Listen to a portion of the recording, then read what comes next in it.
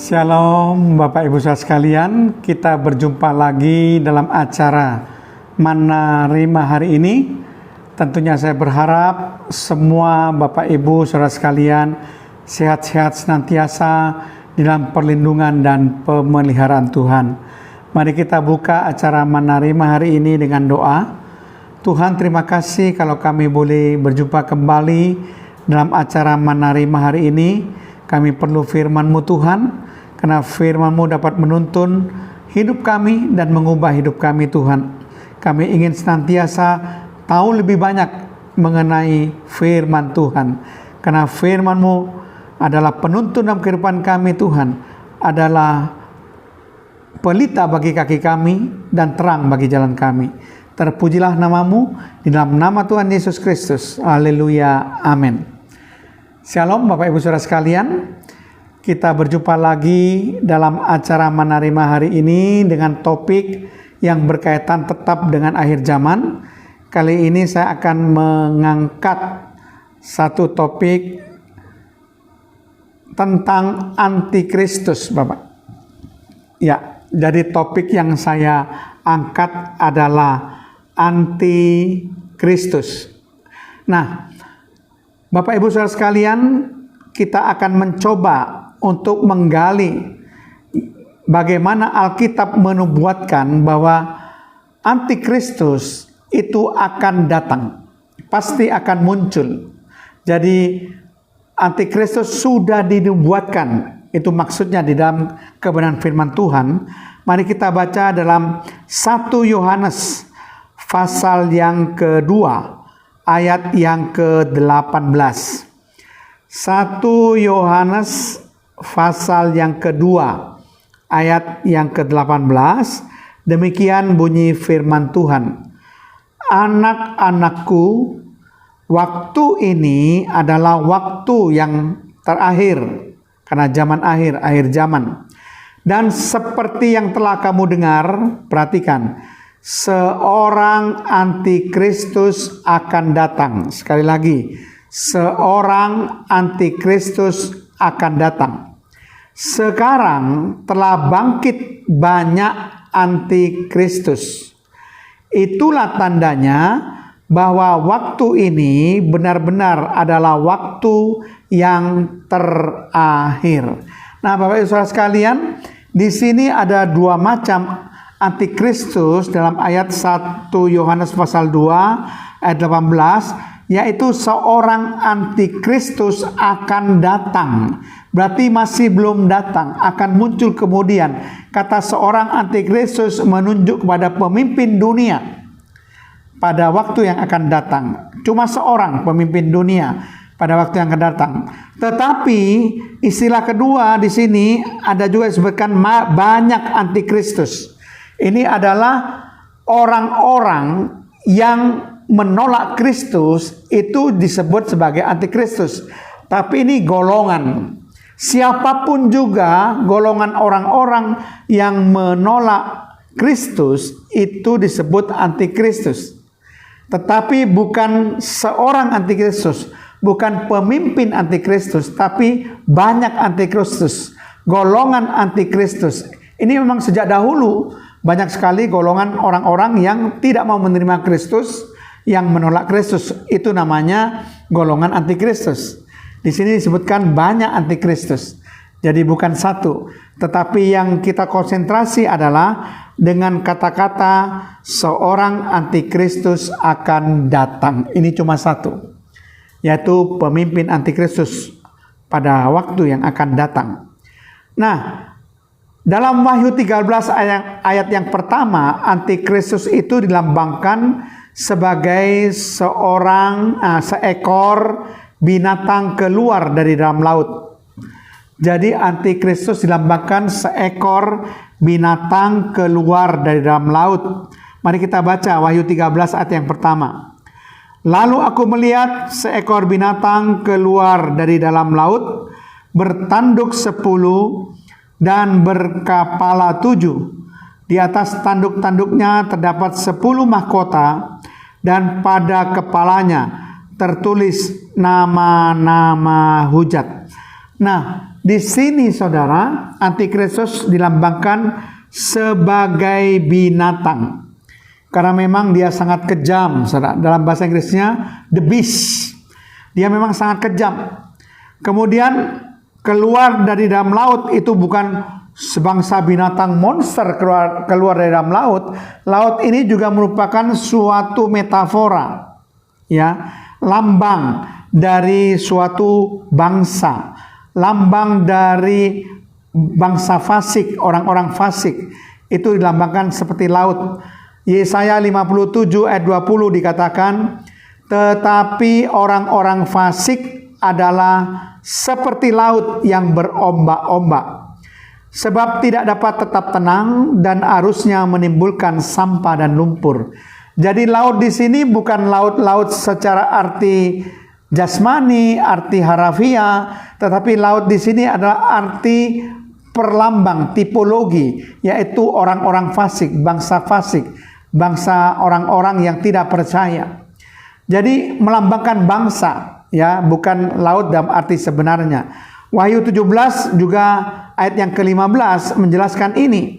Dikatakan, lalu ia berkata kepadaku, semua air yang telah kau lihat di mana wanita pelacur itu duduk adalah bangsa-bangsa dan rakyat banyak dan kaum dan bahasa. Jadi antikristus itu bukan berbentuk roh. Antikristus itu adalah manusia yang keluar dari bangsa-bangsa fasik, bangsa-bangsa yang tidak mengenal Yesus, ya, yang menolak Yesus, tidak mau untuk percaya kepada Yesus, atau yang murtad sudah meninggalkan Yesus. Murtad karena dikatakan di dalam 2 Tesalonika itu antikristus sebagai manusia murtad yang beralih dari kebenaran, menjual tubuh jiwa rohnya kepada iblis. Jadi ini gambaran antikristus yang dilambangkan sebagai binatang, ya, dengan sifat binatang yang buas, yang kejam, saudara. Tetapi menarik sekali, saudara, di dalam Wahyu 13 ayat yang ke-18 disebutkan di sini, yang penting di sini ialah hikmat. Barang siapa yang bijaksana, baiklah ia menghitung bilangan binatang itu, karena bilangan itu adalah bilangan seorang manusia, dan bilangannya ialah 666. Jadi ini banyak sekali satu perdebatan, berbagai pendapat untuk menafsirkan tanda 666 ini. Seperti misalnya saya berikan pendapat dari Maurice Cerullo.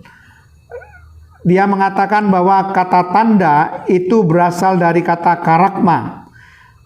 Dalam bahasa Inggrisnya adalah mark. Itu dia tafsirkan sebagai microchip, ya. Karena dikatakan bukan dari permukaan, tapi dalam bahasa Inggris kan dikatakan in. Jadi di dalam, bukan on. Jadi dia katakan itu microchip yang ditanam. Karena dikatakan in. Kalau saudara baca Wahyu 13 ayat 16, dalam King James Version dikatakan bahwa receive a mark in their right hand or in their forehead. Jadi di dalam tangan kanan, di dalam dahi. Jadi di bawah kulit. Itu menurut Maurice Cerullo. Jadi kita tidak boleh menafsirkan secara pasti karena ini namanya tafsiran. Dia katakan yang dipakai kata in bukan on, berarti ditanam di bawah kulit, bukan tanda di luar seperti tato yang di permukaan kulit. Itu pendapat dari Maurice Cerullo. Pendapat dari Salem Kirban, tanda 66 itu mewakili sifat kemanusiaan yang sempurna. Jadi mewakili tandingan kepada Tritunggal daripada Allah, yaitu iblis punya Tritunggal juga, yaitu keiblisan yang pertama, keiblisan kedua, keiblisan yang ketiga. Ya, jadi yang pertama itu adalah iblis, yang kedua adalah antikristus, yang ketiga adalah nabi palsu. Kalau kita punya Tritunggal, yang pertama Allah Bapa, yang kedua Allah Putra, dan yang ketiga Allah Anak. Jadi iblis pun punya. Dan tanda 666 ini mewakili kemanusiaan yang sempurna, kedagingan yang sempurna, saudara ya. Karena manusia diciptakan sebagai makhluk pada hari yang ke-6. Lambang angka daging, angka 6 itu menurut Salim Kirban, di mana pemimpin antikristus yang berasal dari manusia itu akan menguasai 3 bidang. Bidang politik, bidang ekonomi, dan bidang agama. Bidang politik maksudnya pemimpin tertinggi dunia adalah antikristus. Bidang ekonomi maksudnya antikristus menguasai perekonomian dunia. Hanya orang yang menjadi pengikutnya yang bisa dengan bebas berjual beli.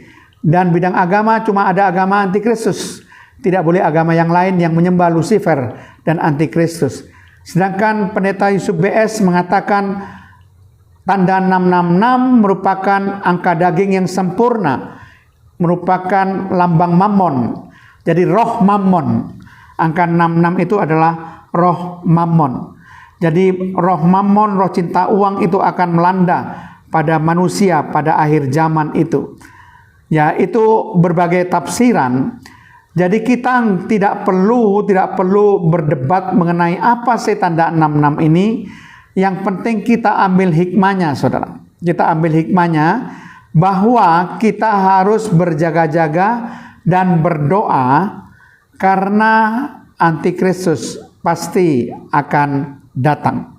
Dan kita juga memastikan bahwa pemimpin antikristus yaitu pada masa yang akan datang akan memanfaatkan teknologi, itu sudah pasti. Karena teknologi berkembang begitu pesat, teknologi juga dan satelit, teknologi satelit berkembang pesat untuk mengontrol sekian banyak orang di seluruh muka bumi, perlu teknologi satelit, teknologi yang canggih, saudara. Dan itu pasti akan dipakai. Tapi hal-hal yang lainnya mengenai tafsiran apakah ini begini, apakah itu begitu, kita nggak perlu berdebat. Kita ambil esensinya. Sesungguhnya bahwa memang betul antikristus akan datang dan kita boleh bersiap sedia. Jangan sampai ketika antikristus dinyatakan, pemerintahan antikristus dinyatakan selama 3,5 tahun, kita tidak disingkirkan. Kita akan masuk dalam antikristus mengalami siksaan. Karena dikatakan masa antikristus adalah masa siksaan besar, masa tribulasi besar, the great tribulation, masa aniaya besar. Jadi saudara sekalian, berarti kita harus sungguh-sungguh mempersiapkan diri supaya kita tidak ditinggal, tetapi kita betul-betul luput dari masa antikristus. Jadi saudara sekalian, kita mengerti bahwa kedatangan daripada antikristus itu adalah hasil pekerjaan iblis. Kita bisa membaca bersama-sama. Kita baca di dalam perjanjian baru, saudara ya. Di dalam 2 Tesalonika pasal yang kedua. Mari kita baca bersama-sama. 2 Tesalonika pasal yang kedua, ayat yang ke-9. 2 Tesalonika 2 ayat yang ke-9 dikatakan, kedatangan si pendurhaka, ini adalah julukan dari antikristus, adalah pekerjaan iblis dan akan disertai rupa-rupa perbuatan ajaib, tanda-tanda dan mujizat-mujizat palsu. Jadi antikristus punya juga kemampuan yang berasal dari iblis untuk mengadakan perbuatan ajaib, tanda-tanda dan mujizat palsu. Jadi kalau kita tidak sungguh-sungguh, jangan sampai kita tertipu, saudara ya. Kita bisa tertipu kalau kita tidak sungguh-sungguh. Kan dikatakan di sini dengan rupa-rupa tipu daya terhadap orang yang harus binasa, karena mereka tidak menerima dan mengasihi kebenaran yang dapat menyelamatkan mereka. Itu ayat yang ke-10. Jadi orang-orang yang percaya, yang mudah ditipu, itu tidak akan diselamatkan. Mereka akan binasa, saudara, kalau menjadi pengikut daripada antikristus atau pengikut Lucifer. karena kedatangan antikristus adalah pekerjaan daripada iblis. Saudara, memang menarik sekali kalau kita baca dalam kitab Wahyu, banyak sekali lambang-lambang ya yang diberikan. Misalnya iblis dilambangkan sebagai ular tua dalam kitab Wahyu, dilambangkan sebagai naga ya, naga yang berwarna merah ungu. Juga antikristus dilambangkan binatang yang keluar dari dalam laut. Nabi palsu dilambangkan binatang yang keluar dari dalam bumi.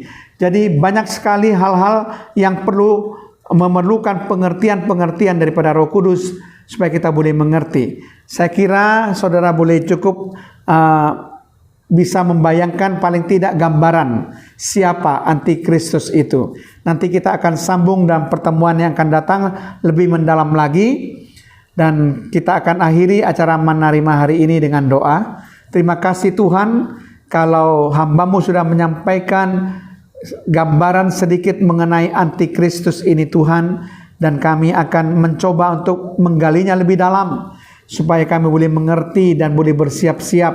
Jangan sampai kami menyesal, kami tidak sungguh-sungguh dalam kehidupan kami sehari-hari sesuai dengan kebenaran firman-Mu, sehingga kami boleh tertinggal di dunia ini Tuhan, karena kami tidak menyiapkan diri kami.